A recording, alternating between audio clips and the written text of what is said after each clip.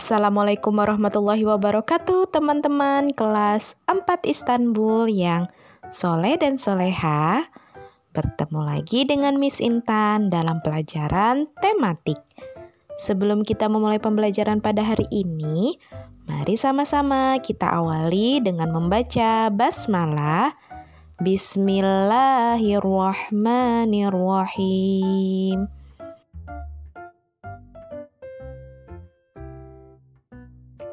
Hari ini kita akan belajar tematik, tema 3, subtema 3, muatan bahasa Indonesia dan SBDP.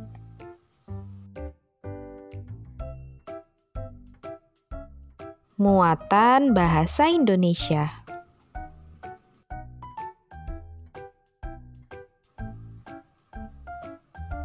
Daftar pertanyaan dan laporan wawancara.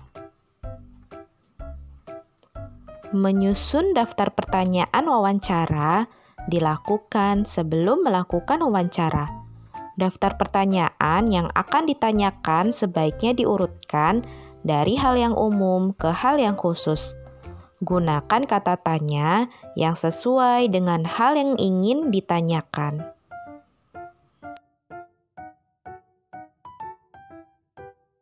Berikut contoh daftar pertanyaan wawancara. Topik budidaya kerang mutiara. Narasumber peternak kerang mutiara. Daftar pertanyaan yang pertama, sudah berapa lama Bapak membudidayakan kerang mutiara? Yang kedua, apa saja yang perlu diperhatikan saat melakukan budidaya kerang mutiara? Dan daftar pertanyaan yang ketiga, bagaimana proses untuk memanen kerang mutiara?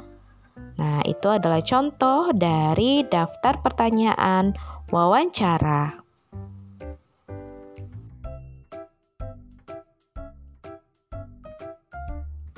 Setelah membuat daftar pertanyaan, ajukan pertanyaan kepada narasumber secara berurutan dimulai dari tahap pembukaan. Pada tahap pembukaan, pewawancara memperkenalkan diri. Kemudian tahap inti, pewawancara mengajukan pertanyaan sesuai dengan daftar pertanyaan yang telah disiapkan. Kemudian tahap penutup.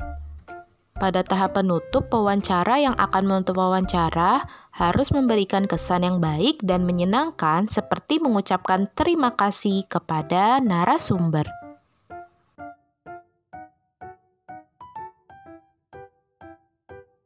Setelah membuat daftar pertanyaan dan melakukan wawancara, hal yang harus dilakukan berikutnya adalah membuat laporan hasil wawancara.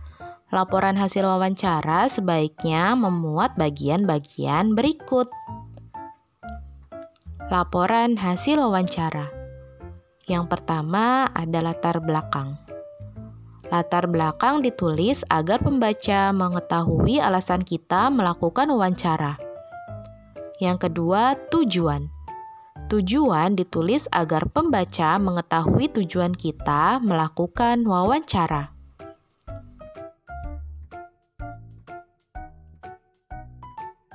Yang ketiga, topik wawancara. Topik wawancara ditulis agar pembaca mengetahui pokok pembicaraan yang dilakukan selama wawancara dan juga sebagai batasan agar laporan yang disajikan nantinya tidak keluar dari topik. Yang keempat, narasumber. Narasumber ditulis agar pembaca mengetahui siapa yang memberikan informasi terkait topik wawancara. Yang kelima, pewawancara. Pewawancara ditulis agar pembaca mengetahui siapa yang melakukan kegiatan wawancara terhadap narasumber. 6. Waktu dan tempat. Waktu dan tempat ditulis agar pembaca mengetahui kapan dan di mana kegiatan wawancara dilakukan. 7. Hasil wawancara. Hasil wawancara ditulis agar pembaca mengetahui isi pembicaraan yang dilakukan dengan narasumber selama kegiatan wawancara.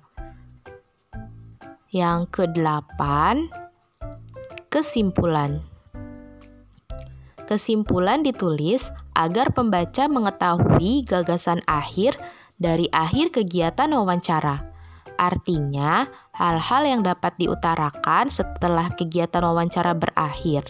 Kesimpulan sebaiknya ditulis dalam bentuk paragraf. Nah, itulah bagian-bagian dari laporan wawancara.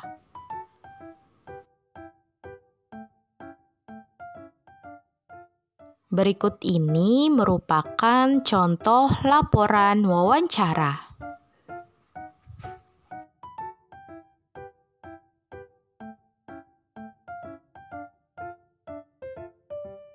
Kesimpulan hasil wawancara. Kesimpulan hasil wawancara merupakan keseluruhan isi wawancara yang telah kamu lakukan. Kesimpulan ditulis dalam bentuk paragraf secara singkat dan jelas.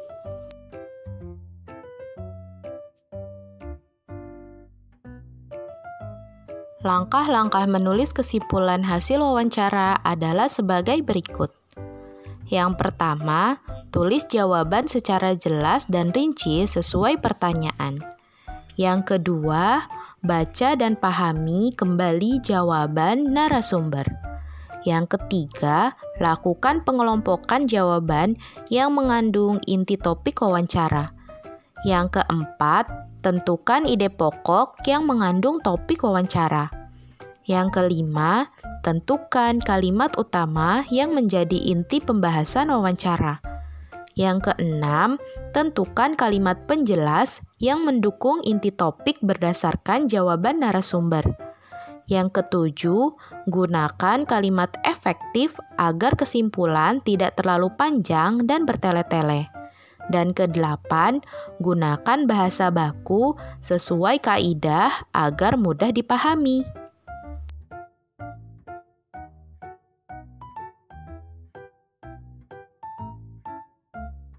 Hasil wawancara sebaiknya dipastikan kebenarannya dengan cara meminta tanggapan atau saran dari orang lain.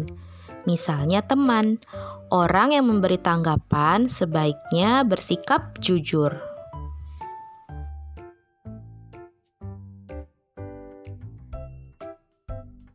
Sebelum menanggapi, bacalah hasil wawancara secara utuh.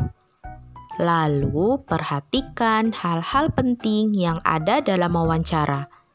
Misalnya, ketentuan pertanyaan yang baik, kelengkapan jawaban, serta kesesuaian jawaban dengan topik.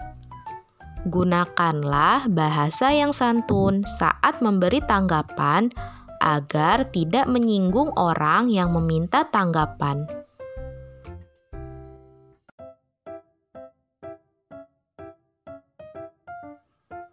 Presentasi laporan hasil wawancara. Presentasi merupakan penyampaian hasil wawancara secara lisan. Tujuan mempresentasikan laporan hasil wawancara adalah membagi informasi kepada orang lain tentang wawancara yang telah kita lakukan. Dengan presentasi, kita dapat berbagi pengetahuan.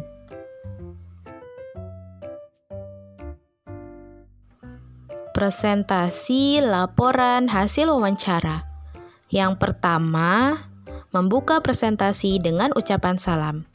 Yang kedua, memperkenalkan diri dan menjelaskan maksud dan tujuanmu melakukan presentasi menggunakan bahasa yang santun. Yang ketiga, menyampaikan laporan hasil wawancara sebaik mungkin. Yang keempat, menyampaikan materi atau hasil wawancara dengan jelas dan rinci. Dan yang kelima, cara menyampaikan boleh seperti bercerita. Yang keenam, hasil wawancara disampaikan secara komunikatif atau menggunakan bahasa yang mudah dipahami. Yang ketujuh, saat menyampaikan laporan, sesekali perhatikanlah orang lain yang menyimak. Dengan kata lain, tidak selalu membaca teks.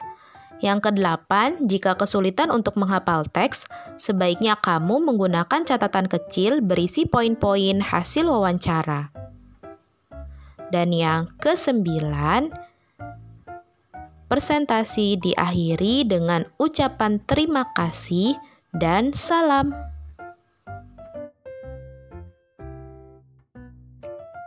Muatan SBDP.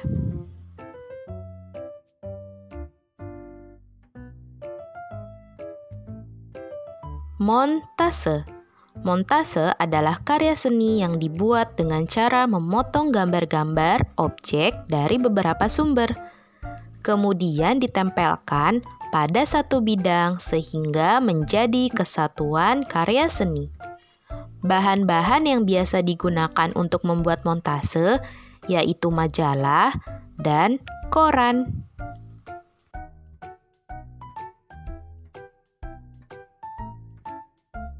Perhatikan gambar berikut. Berikut ini merupakan contoh karya seni montase dengan tema kehidupan dunia air. Kelebihan dari karya montase yaitu dapat mengembangkan imajinasi dalam menggabungkan beberapa gambar menjadi satu kesatuan yang menghasilkan sebuah cerita.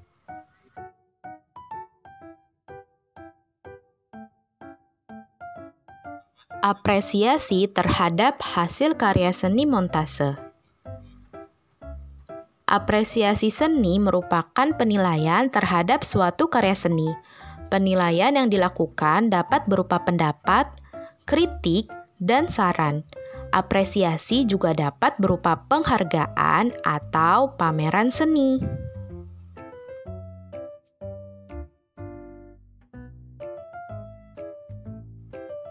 Montase adalah karya seni yang dibuat dengan cara menggabungkan potongan-potongan gambar ke dalam satu tema montase.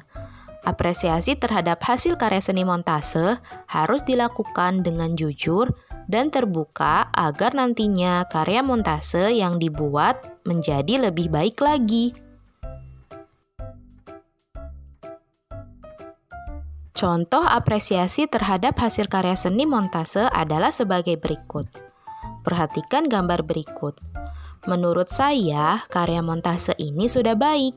Namun, saran saya lebih baik gambar matahari diganti dengan gambar yang asli. Dan ditambah 1 atau 2 hewan lagi. Demikianlah pembelajaran tematik tema 3, subtema 3, muatan bahasa Indonesia dan SBDP pada hari ini. Mari kita akhiri dengan membaca hamdalah. Alhamdulillahirabbil alamin. Terima kasih teman-teman kelas 4 Istanbul yang soleh dan soleha atas perhatiannya. Dan sampai berjumpa di pertemuan selanjutnya.